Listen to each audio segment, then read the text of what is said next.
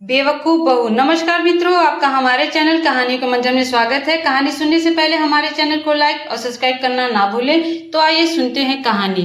रूपा एक गरीब परिवार की बेटी थी। संयोग से उसकी शादी अमीर खानदान में हो जाती है।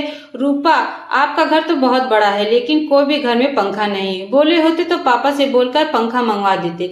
बताओ अब क्या करें। आप भी ना। शंकर पगली, पंखा इसलिए नहीं लगाया क्योंकि हमारे यहाँ एयर कंडीशनर लगा है और इनके होने से पंखे की जरूरत नहीं होती। रूपा, एयर का कमीशन तो हमारे गांव में भी लेता है। बिजली वाला 4 पंखा का 400 कमीशन लेता है, पर हमारे पापा 200 देकर काम चला लेते हैं। कहो तो पापा से बात करके यहाँ भी सेट करवा दूं।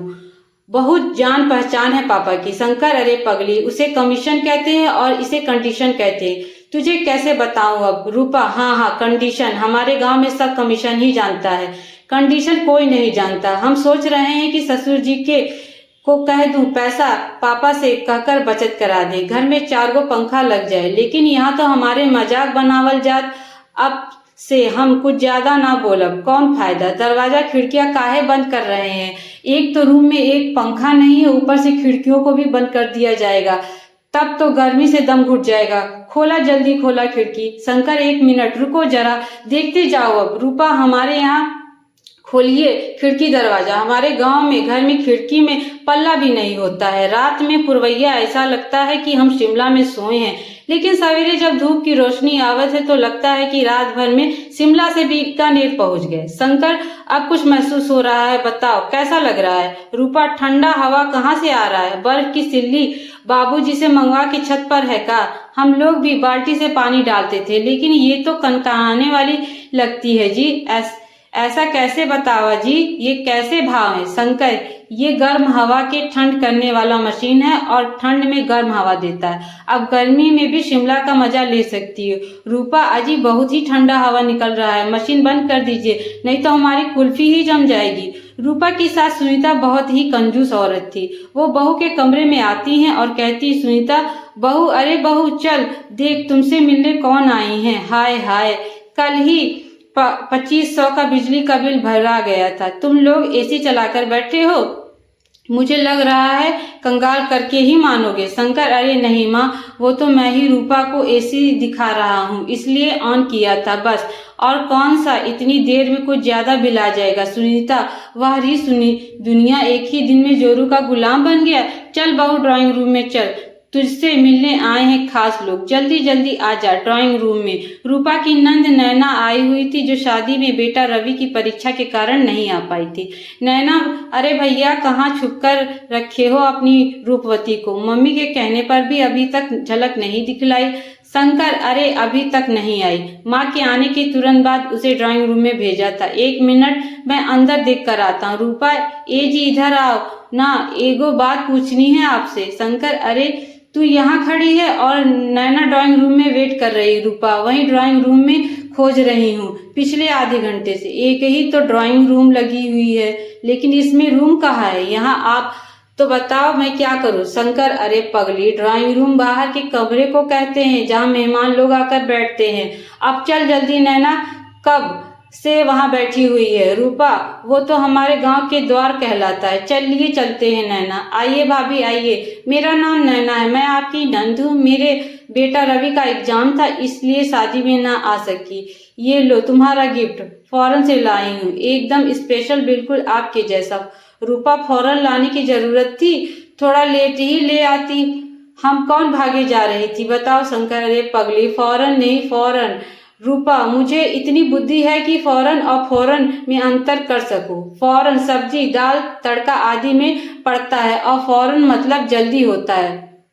शंकर, अरे पगली, फौरन मतलब विदेश से गिफ्ट लाए हैं। रूपा की बातों पर सब हंस पड़ते हैं। रूपा को लगता है कि ये सभी उसका मजाक उड़ा रहे हैं। वो मायूस हो जाती है। रवि, मम्मी भूख लगी है, पास्ता बनाओ ना, और जल्दी बनाना मम्मी। रूपा, ठीक है बेटा, मैं अभी किचन से बनाकर लाती हूँ। रूपा, पिस्ता को अमीर लोग आजकल पास्ता कहते हैं शायद। पिस्ता लेकर ही आ जाती है। रूपा, लो बेटा अपना पास्ता खा लो। रवि, पर मामी ये तो पिस्ता है, हम लोग तो पिस्ता ही कहते हैं। आप जैसे आजकल के बच्चे पास्ता कहते हैं, इतना तो पता है मुझे। शंकर, पगली, पास्ता मैगी जैसा होता है और पकाया जाता है। रूपा पैर पटकती हुई अपने रूम में चली जाती है और देखते ही देखते रात हो जाती है। तभी रूपा देर रात बाथरूम जाने के लिए उठती है। उसी समय नैना कान में ब्लूटूथ हेडफोन लगाए हुए गाना सुन रही थी। लॉज में टहल रही थी। बीच बीच में वो गाने की रिधिम पर थिरक भी रही थी। रूपा की नजर जब लॉज पर थिरकते हुए नैना पर गई तो उसे लगा कि नैना को मिर्गी आ गई। वह दौड़ के जाकर ससुर जी वाला जूता ले आई और नैना को सुंघाने लगती है। जूता की बदबू से नैना बेहोश हो जाती है। कुछ देर बाद होश आने पर नैना कहती, नैना भाभी, ये सब क्या किया आपने मुझे जूते क्यों सुंघाए? रूपा, आप लोच में उछल कूद रही थी तो मुझे लगा कि आप पर भूत आई है। हम डर गए, लेकिन अगले ही पल याद आया कि मिर्गी वाला दौरा भी ऐसे ही पड़ता, इसलिए पापा वाला जूता मैंने लाकर आपको सुंघा दिया। नैना, वो मैं अपना वायरलेस एयरफोन का माइकल जैक्सन का गाना सुन रही थी, लेकिन आपके पास तो मोबाइल भी नहीं थी और तार भी कान में नहीं लगा था। तभी शोर सुनकर वहां पर शंकर आ जाता है और रूपा को कहता है, शंकर, अरे पगली, ब्लूटूथ से कनेक्ट होता है मोबाइल और 100 मीटर तक कहीं से भी तार के बिना मोबाइल की आवाज सुन सकते हैं। नैना, चल बेटा रवि, यहाँ 2-3 दिन और रह गए तो हॉस्पिटलाइज्ड होना पड़ेगा। पता नहीं क्या क्या खाने को मिलेगा। शंकर, नाराज क्यों होती हो? वो गांव से आई है, ये सब ना देखा है और ना सुना है। कुछ टाइम दो, सब सीख जाएगी। सुनीता, अरे ऐसा कौन सा गांव से आई है? हम सभी गांव से ही हैं, लेकिन कभी भी छोटी नंद को चप्पल या जूते से नहीं मारा कभी। रूपा, मुझे माफ कर दीजिए, अनजाने में ये सब हो गया। हमें नहीं पता था कि वो नाच रही हैं। आज के बाद ऐसा नहीं होगा। सुनीता, अनजाने में इतनी बड़ी गड़बड़ी हो गई और अकल नाम की चीज नहीं है। छोटे से घर से आई थी, घर में सभी को इज्जत देगी, सभी को मिलाकर चलेगी, लेकिन ये तो नंद को ही पीट रही है। आज नंद को मारा, कल सास को मारेगी, ना जाने और क्या क्या देखना बाकी है। रूपा रोती हुई अपने कमरे में चली जाती है। तभी शंकर सभी से कहता है, शंकर चलो अब गुस्सा छोड़ो, आज रात मेरी तरफ से रेस्टोरेंट में डिनर पार्टी होगी। शाम को सभी रेडी होकर रेस्टोरेंट जाते हैं। शंकर रूपा को पहले ही बता देता है कि वहां पर किसी भी तरीके की डिस्पेंस नहीं होनी चाहिए। सभी प्लीज डिनर का आनंद उठाते हैं और तभी रवि कहता है, रवि देख मम्मा, अब मम्मी भी मॉडर्न हो गई। शंकर, हाँ, आज कोई गलती नहीं हुई, बस ऐसे ही वो सब सीख जाएगी। नैना, आखिर गवार तो गवार ही रहेगी, देखता जा, कुछ ना कुछ तो हरकत करेगी गवार। सुनीता, सही कहा तूने बेटी। तभी वेटर हैंड वॉश करने के लिए बाउल में गर्म पानी और नींबू लाकर सभी को देता है। सभी लोग हाथ धोते हुए बात करते हैं। तभी सुपुर्द सुपुर्द की आवाज सुनकर सभी रूपा की ओर देखते हैं। बाउल का निचोड़ा आराम से बाउल को उठाकर पी रही थी। सभी एक दूसरे को देखकर हंस पड़ते हैं। शंकर, अरे पगली, ये पीने के लिए नहीं, हाथ धोने के लिए था, जैसे हम सब हाथ धो रहे हैं। रूपा, लेकिन ज्यादा खाने के बाद हमारे गांव में पेट साफ करने के लिए नींबू पानी पीते हैं, इसीलिए मैं पी गई। सुनीता, देख लिया, आखिर कर ही दी ना इसने गंवार वाली हरकत। लो और बना लो मॉडर्न इसे। शंकर, अब बस, इसे भी बस करो माँ, कई बार अनजाने में ऐसी गलतियां हो जाती हैं और आप सब लोग चलते हैं। सभी लोग डिनर करके घर के लिए चले जाते हैं। तभी रेस्टोरेंट की सीढ़ी में अचानक सुनीता का पैर फिसल जाता है। सुनीता, आई माँ, मर गई, मेरा पैर मुझसे उठा नहीं जा रहा। शंकर, अरे माँ आप रुको, आप टेंशन मत लो, मैं आपको अभी हॉस्पिटल लेकर जाता हूँ। शंकर, मैं माँ को लेकर हॉस्पिटल जा रहा हूँ, आप सब लोग घर पहुँचो। रूपा, अजी आप माँ को अच्छे से पहलवान से दिखाइएगा। शंकर, अरे रूपा, हॉस्पिटल में पहलवान नहीं होते, डॉक्टर होते हैं।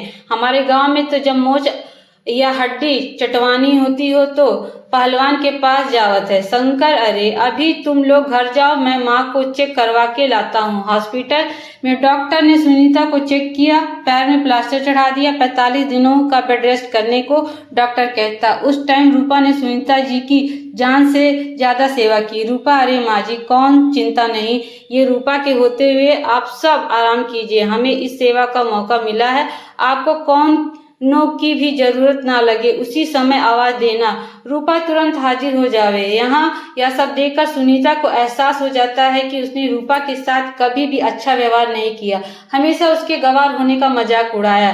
सुनीता, बहुत थोड़ा इधर आना, मैंने तुम्हारे साथ कभी अच्छा बर्ताव नहीं किया, लेकिन तुमने कभी पलटकर जवाब नहीं दिया, बल्कि मेरी सेवा की, जान से की है। ये लो, घर की चाबी पकड़ लो और संभालो अपने घर को। रूपा, ये घर मेरा नहीं है, सभी का है और आपका भी है। एक मालकिन है मेरी माँ नहीं है, लेकिन आप मुझे माँ बनाकर समझाया। सुनीता, जिसके इतने अच्छे संस्कार हो, गरीब कैसे हो सकता है? तू इस घर की बहू नहीं, बेटी है।